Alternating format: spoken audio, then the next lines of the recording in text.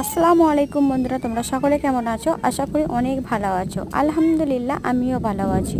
তো বন্ধুরা, দেখতে পাচ্ছ বন্ধুরা কতটাই আজকে বৃষ্টিটা হবে, তো সেই জন্য ভাবলাম তো ছেলেদের জন্য কিছু বানানোই যাক। তো সেই জন্য আমি এখানে ডিম ময়দা ভালো করে সুন্দর করে আমি মেখে নিয়েছিলাম। তো তারপর আমি এরকম করে কাটিং করে একটু কেটে নিয়েছি, এটাকে নিমকি বলে। তো এই নিমকিগুলো আমি কিন্তু বাড়ির সকলের জন্য বানিয়েছি। তার কারণ হলো সকাল বিকাল চায়ের সঙ্গে এটা কিন্তু খেতে খুবই ভালো লাগে চায়ের সঙ্গে।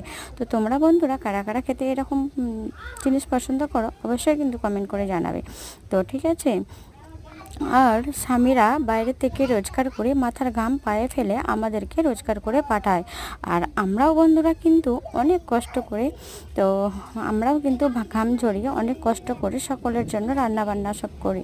তো তাই না বন্ধুরা? তো আজকে কিন্তু দেখতেই পাচ্ছ, সবই তো দেখতে পাচ্ছ আজকে কতটা ঘাম হয়েছে, ঘেমে গেছি এইগুলো বানাতে গিয়ে। তো দেখতে পাচ্ছ বন্ধুরা, তো সকলে কিন্তু ছেলে মেয়েরা সকলেই কিন্তু কষ্ট করে, সংসারের জন্য সবাই কষ্ট করে, তাই না? তো তারাও যেমন কষ্ট করে বাইরের থেকে রোজগার করে টাকা পাঠায়, আর আমরাও কিন্তু কষ্ট করে বাড়ির সকলের জন্য রান্না বান্না করি।